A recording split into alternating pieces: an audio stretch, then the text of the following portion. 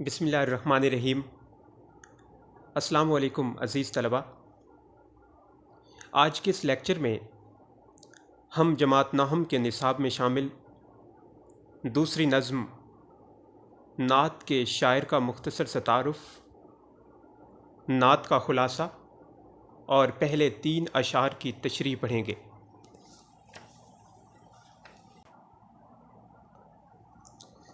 سب سے پہلے شاعر کا مختصر سا تعارف دیکھ لیتے ہیں۔ نظم نعت کے شاعر کا نام امیر مینائی ہے۔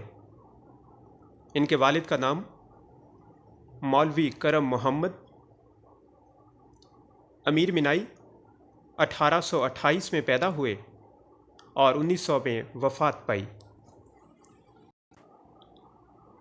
ان کی اہم تصانیف میں 2 عشقیہ دیوان میرات الغیب اور صنم خانہ عشق، ایک نعتیہ دیوان محامد خاتم النبیین، شعراء کا تذکرہ انتخاب یادگار اور ایک ناتمام لغت امیر اللغات شامل ہیں۔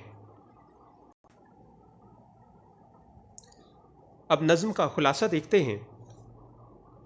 شاعر اپنے اس نعتیہ کلام میں کہتا ہے کہ صبح کی ہوا میرے لیے محض ہوا نہیں، بلکہ اس میں مدینے کے پھولوں کی خوشبو ہے، اور یہ خوشبو میرے لیے بہت مقدس ہے۔ پرندوں کی آوازوں میں بھی آپ صلی اللہ علیہ وآلہ وسلم کا ذکر اور گفتگو ہے۔ میری خواہش ہے کہ آپ صلی اللہ علیہ وآلہ وسلم کے در پر حاضری دوں اور پھر عمر پر وہیں رہ کر جان دے دوں۔ جس طرف دیکھتا ہوں ادھر میرے نبی صلی اللہ علیہ وآلہ وسلم کا جلوہ ہے۔ دل میں سوچتا ہوں تو چاروں طرف آپ صلی اللہ علیہ وآلہ وسلم ہی دکھائی دیتے ہیں۔ میرے نبی پاک صلی اللہ علیہ وآلہ وسلم کی ذات بالکل بے داغ ہے۔ آپ صلی اللہ علیہ وآلہ وسلم ہر ایک کے لیے رحمت بن کر دنیا میں تشریف لائے۔ اب بیٹا اشعار کی تشریح کی جانب بڑھنے سے پہلے یہ 2 پیراگراف دیکھیے۔ یہ پیراگراف نظم نعت کے شاعر امیر مینائی کے فکر و فن کو مد نظر رکھتے ہوئے تحریر کیے گئے ہیں۔ ان پیراگراف کو تحریر کرنے کا مقصد یہ ہے کہ آپ انہیں اس نظم میں سے آنے والے کسی بھی شعر کی تشریح کے آغاز میں لکھ کر اپنی تشریح کو نہ صرف بڑھا سکتے ہیں بلکہ اپنی تشریح کو خوبصورت، جاندار اور باوزن بنا سکتے ہیں۔ پیراگراف دیکھیے۔ امیر مینائی کا شمار اردو ادب کے ممتاز نعت گو شعراء میں ہوتا ہے۔ وہ نعت گوئی کے تمام نازک اور لطیف پہلوؤں سے اچھی طرح واقف ہیں اور ہر قدم پر حفظ مراتب کا خیال رکھتے ہیں۔ احترام و تقدس کو ملحوظ خاطر رکھ کر قلم اٹھاتے ہیں اور نعت کے ابتدائی اشعار ہی سے قاری کو یہ احساس دلاتے ہیں کہ وہ ایک بہت ہی بلند و بالا اور عظیم المرتبت شخصیت کی مداح لکھ رہے ہیں۔ امیر مینائی کے نعتیہ کلام میں عشق رسول کا جذبہ نمایاں ہے۔ ان نعتوں میں اثر آفرینی، دلکشی اور پرکیف فضا کا احساس موجود ہے۔ اس کا ایک سبب ہادی برحق سے ان کی بے پناہ محبت بھی ہے، جس کو پڑھنے والے اچھی طرح محسوس کر سکتے ہیں۔ زیر تشریح شعر میں امیر مینائی نبی کریم صلی اللہ علیہ وآلہ وسلم سے اپنی عقیدت اور محبت کا اظہار کرتے ہوئے کہتے ہیں۔ اس کے بعد آپ کا جو متعلقہ شعر ہوگا آپ اس کی تشریح لکھیں گے۔ اب اشعار کی تشریح کی جانب بڑھتے ہیں۔ شعر نمبر 1 دیکھیے۔ صبا پیشک آتی مدینے سے تو ہے، کہ تجھ میں مدینے کے پھولوں کی بو ہے۔ مشکل الفاظ کے معنی دیکھیے۔ صبا صبح کے وقت چلنے والی ٹھنڈی ہوا بے شک یقیناً بو خوشبو۔ اس شعر کا مفہوم ہے کہ اے صبا تو یقیناً مدینہ سے ہو کر آ رہی ہے، کہ تیرے اندر مدینہ کے پھولوں کی خوشبو ہے۔ اس شعر میں شاعر امیر مینائی حضور اکرم صلی اللہ علیہ وآلہ وسلم سے اپنی محبت اور عقیدت کا اظہار کرتے ہوئے کہتے ہیں کہ جس شخص کا بھی آپ صلی اللہ علیہ وآلہ وسلم سے محبت اور عقیدت کا رشتہ ہے، وہ ہر اس چیز سے محبت اور عقیدت رکھتا ہے جس کی نسبت یا جس کا تعلق حضور اکرم صلی اللہ علیہ وآلہ وسلم سے ملتا ہو۔ اس لیے اکثر شاعروں نے مدینے کی گلیوں، فضاؤں اور ہواؤں کو موضوع کلام بنایا ہے۔ ایک شاعر نے حضور اکرم صلی اللہ علیہ وآلہ وسلم سے اپنی عقیدت کا اظہار یوں کیا کہ یاد جب مجھ کو مدینے کی فضا آتی ہے، سانس لیتا ہوں تو جنت کی ہوا آتی ہے۔ اور اسی طرح ایک اور شاعر نے اپنی عقیدت کا اظہار یوں کیا کہ محمد کی محبت دین حق کی شرط اول ہے، اسی میں ہو اگر خامی تو سب کچھ نامکمل ہے۔ اسی عقیدت کا اظہار امیر مینائی اپنے شعر میں کر رہے ہیں۔ وہ کہتے ہیں کہ اے صبا تو جب چلتی ہے تو تیرے اندر خوشبو ہوتی ہے، اور یہ خوشبو کیوں نہ ہو کہ تو مدینے کی گلیوں سے جو ہو کر آئی ہے، اس لیے جب تو چلتی ہے تو تیرے اندر مدینے کے پھولوں کی خوشبو محسوس ہوتی ہے۔ اس شعر میں بیٹا جیسا کہ پہلے بات ہو چکی، شاعر دراصل اپنی محبت اور عقیدت کی انتہا کو بیان کر رہا ہے۔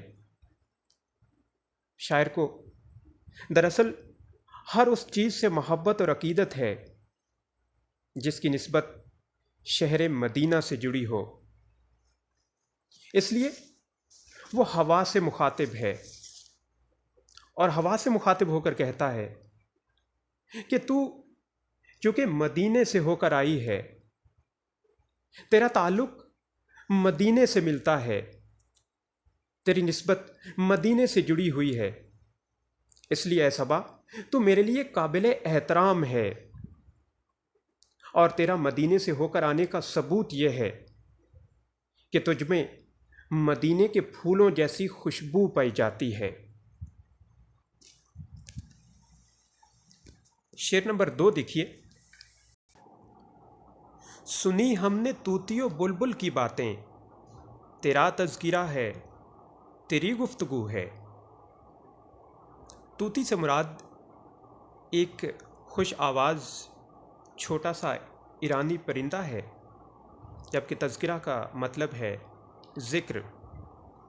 اس کا مفہوم دیکھیے کہ ہم نے طوطی و بلبل کی صداؤں اور نغموں میں بھی آپ صلی اللہ علیہ وآلہ وسلم کا ذکر سنا، اور آپ صلی اللہ علیہ وآلہ وسلم کے بارے میں گفتگو سنی۔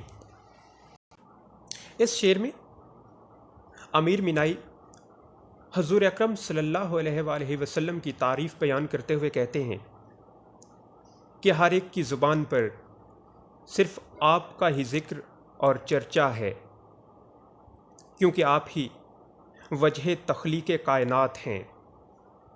اس لیے قرآن مجید میں بھی فرمایا گیا کہ وَرَفَعْنَا لَكَ ذِكْرَكَ، اور ہم نے آپ صلی اللہ علیہ وآلہ وسلم کا ذکر بلند کر دیا۔ اور ایک حدیث مبارکہ ہے کہ اے محمد صلی اللہ علیہ وآلہ وسلم، اگر آپ نہ ہوتے تو میں آسمانوں کو بھی پیدا نہ کرتا۔ آپ صلی اللہ علیہ وآلہ وسلم صرف انسانوں کے لیے نہیں بلکہ پوری کائنات کے لیے نبی بن کر آئے۔ آپ انسانوں، حیوانوں، پرندوں، درندوں، حتیٰ کہ کائنات میں موجود ہر چیز کے لیے نبی بن کر آئے۔ کائنات کی تمام مخلوق نے آپ کو نبی تسلیم کیا، پتھروں نے آپ کے کہنے پر کلمہ پڑھا، حتیٰ کہ درندوں نے بھی آپ صلی اللہ علیہ وآلہ وسلم کا حکم مانا۔ اس لیے تمام جانداروں اور تمام پرندوں کی زبان پر آپ صلی اللہ علیہ وآلہ وسلم کا ذکر ہے۔ قرآن مجید میں بھی ہے کہ بے شک اللہ اور اس کے فرشتے نبی پر درود بھیجتے ہیں۔ اے ایمان والو، تم بھی ان پر درود اور سلام بھیجا کرو۔ زمین ہو یا آسمان، عرش ہو یا فرش، انسان ہو یا جن، درندے ہوں یا پرندے، ہر ایک کی زبان پر اور ہر جگہ آپ صلی اللہ علیہ وآلہ وسلم کا ہی ذکر ہے۔ اسی حقیقت کو شاعر امیر مینائی اپنے شعر میں بیان کرتے ہیں کہ ہم نے چھوٹے خوش آواز پرندوں اور خوش گلو بلبل کی باتیں سنی ہیں، ان کی زبان پر تیرا ہی تذکرہ ہے، تیری ہی تعریف ہے۔ اے نبی کریم صلی اللہ علیہ وآلہ وسلم، یہاں کے پرندوں اور چرندوں کی زبان پر تیری ہی گفتگو ہے۔ نہ صرف ان پرندوں کی زبان پر بلکہ پوری کائنات میں ہر طرف تیرا ہی ذکر اور تیرا ہی چرچا ہے۔ اسی طرف اشارہ کرتے ہوئے ایک اور شاعر نے کہا تھا کہ تیری آمد سے رونق آ گئی گلزار ہستی میں، انادل چہچہا اٹھے، بہار آئی بہار آئی۔ شعر نمبر 3 دیکھیے۔ جیوں تیرے در پر، مروں تیرے در پر، یہی مجھ کو حسرت، یہی آرزو ہے۔ در کا مطلب ہے دروازہ، مروں مر جاؤں، موت آ جائے، حسرت سے مراد خواہش۔ مفہوم دیکھیے، یہ میری حسرت اور آرزو ہے کہ میری زندگی مدینہ میں بسر ہو اور موت آئے تو مدینہ کی مٹی نصیب ہو۔ بیٹا، بطور مسلمان ہم سب کی یہ خواہش ہوتی ہے کہ میری زندگی مدینے میں گزرے اور موت آئے تو سامنے سبز گنبد ہو، کیونکہ کسی بھی مسلمان کے لیے اس سے بڑی سعادت اور کیا ہو سکتی ہے۔ اور شہر نبی سے یہی محبت انسان کو دنیا و آخرت میں کامیاب کرتی ہے۔ شہر مدینہ چونکہ اللہ تعالیٰ کی رحمتوں اور برکتوں کا مرکز ہے، مدینے میں ہر وقت اللہ تعالیٰ کی رحمتوں کا نزول رہتا ہے، اور خوش قسمت انسان مدینے میں رہ کر اللہ تعالیٰ کی رحمتوں سے فیض یاب ہوتے رہتے ہیں۔ شاعر امیر مینائی بھی یہی چاہتے ہیں کہ ان کی بقیہ زندگی مدینے میں گزرے اور مدینے میں ہی در رسول صلی اللہ علیہ وآلہ وسلم پر ان کی زندگی کا اختتام ہو۔ اپنی سی خواہش کا اظہار وہ اپنے اس شعر میں کر رہے ہیں اور کہتے ہیں کہ میری خواہش اور تمنا یہی ہے کہ میری بقیہ زندگی آپ صلی اللہ علیہ وآلہ وسلم کے در اقدس پر گزرے اور میری زندگی کا اختتام بھی آپ صلی اللہ علیہ وآلہ وسلم کے پاک در پر ہی ہو، یعنی میرا جینا اور مرنا صرف آپ صلی اللہ علیہ وآلہ وسلم اور آپ کے در پر ہو۔ ایک حدیث کا مفہوم ہے کہ انسان جس سے محبت کرتا ہے قیامت کے دن اسی کے ساتھ اٹھایا جائے گا۔ تو شاعر بھی در نبی سے محبت کو ذریعہ نجات سمجھتا ہے۔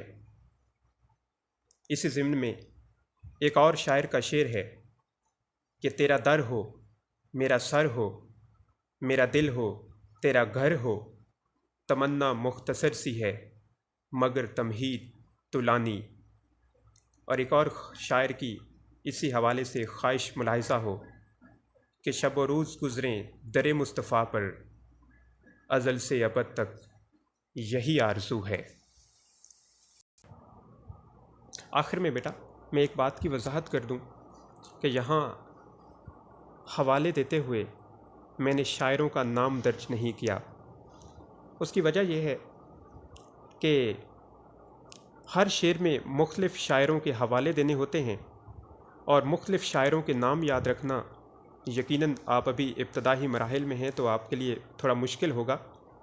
تو اس لیے آسان طریقہ یہ ہے کہ جب بھی آپ شعر کی تشریح میں کسی دوسرے شاعر کا حوالہ دیں تو اگر آپ کو شاعر کا نام یاد نہیں ہے یا آپ یاد نہیں رکھ سکتے تو اس کے لیے بہتر یہ ہے کہ آپ وہاں جب بھی شعر کا حوالہ دینے لگیں وہاں بس یہ تحریر کر دیں کہ بقول شاعر ایک اور شاعر کے نزدیک، یا اسی حوالے سے ایک اور شاعر کہتے ہیں۔ اس طرح کی ایک آدھ لائن لکھنے کے بعد آپ کسی بھی شاعر کا حوالہ بآسانی اس تشریح کے اندر شامل کر سکتے ہیں۔ بہت شکریہ، بہت مہربانی۔